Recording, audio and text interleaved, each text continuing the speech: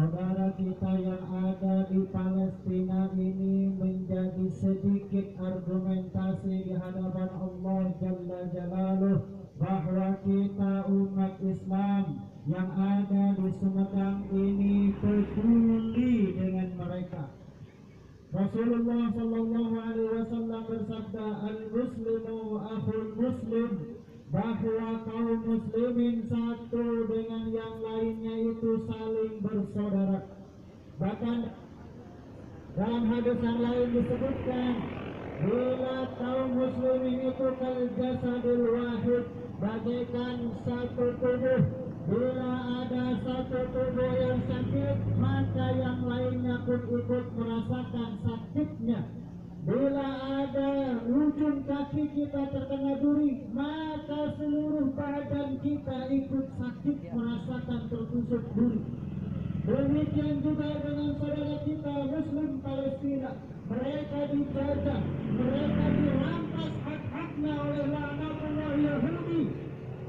Mereka dibunuhi, mereka dipenjara oleh laknatullah Yahudi. Maka kita sebagai kaum muslimin harus peduli, kita sebagai kaum muslimin harus bergerak, kita sebagai kaum muslimin harus berdiri paling depan membela saudara-saudara kita kaum muslimin yang ada di Palestina. Namun seperti ini kita akan balik oleh pembicara pertama, bahwa kita ini hanya rakyat biasa, kita ini hanya orang biasa, bukan ahli dalam berperang. Sedangkan untuk menghadapi Israel laknatullah alaih tentu butuh pasukan. Untuk bisa menghadapi Israel laknatullah alaih tentu butuh senjata. Maka yang paling tepat, yang paling pas, yang paling layak untuk melakukan perlawanan, membantu membebaskan negeri kaum muslimin Palestina adalah para tentara yang mereka digaji oleh pajak yang diambil dari kaum muslimin.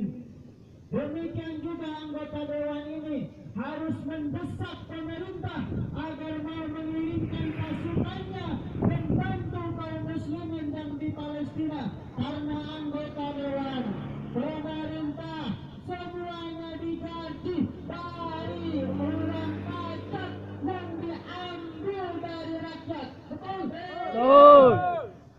Diambil dari rakyat, tapi kadang tidak mau membela rakyatnya. Diambil dari harta kaum muslimin, tapi tidak mau membela negeri kaum muslimin. Ini menjadi aneh. Kita harus tahu bahwa Palestina ini adalah negeri yang dimuliakan. Palestina ini bagian dari negeri Syam, di mana Allah Subhanahu wa taala berfirman, "Wattini wa turi sinina wa hadzal baladul amin." Negeri Syam disebut juga dengan negeri Tursina, adalah negeri yang diberkahi oleh Allah Subhanahu wa taala. Bahkan Rasulullah sallallahu alaihi wasallam mendoakan negeri Syam, Allahumma barik lana fi Syamina. Allah, berkahilah negeri kami, negeri Syam. Negeri Syam adalah negeri yang diberkahi, negeri yang dimuliakan. Bahkan ulama menyebutkan menginjakkan kaki di negeri Syam itu sama dengan kita sholat sunnah 100 kali. Takbir! Allahu Akbar. Dan sekarang masyarakat negeri Syam, penduduk negeri Syam, di mana negeri Palestina ini adalah negeri Mu'ajjah dengan Rasulullah sallallahu alaihi wasallam, dihinakan, diinjak-injak, dijajah, bahkan kaum muslimahnya diperkosa. Kita berdiam diri. Na'udzubillah. Tidak pantas kaum muslimin berdiam diri terhadap kezaliman yang menimpa kaum muslimin yang lain. Dan kita sekali lagi berharap bahwa kezaliman Israel ini bisa segera diselesaikan. Dengan cara apa? Dengan cara mengirim pasukan. Pasukan kaum muslimin ini besar, pasukan kaum muslimin tidak sedikit, karena jumlah kaum muslimin di dunia ini 1,7 miliar.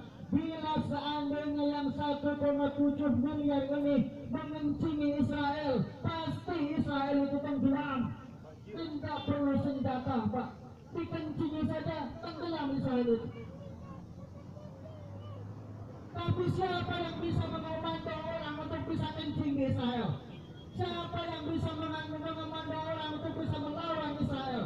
Tidak ada lain selain dari khilafah Islamiyah ala minhajin nubuwah.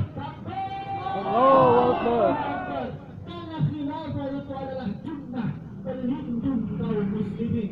Penyebab kaum muslimin hari ini terjajah, teraniaya di berbagai belahan negeri, khususnya Palestina, karena ketiadaan khilafah. Karena tidak ada khilafah, maka kaum muslimin terjajah. Oleh karena itu, maka sudah selayaknya kaum muslimin yang ada di Sumedang ini semuanya bersatu padu untuk menegakkan kembali khilafah ala minhajin nubuwah. Amin. Mungkin itu dari saya. Mudah-mudahan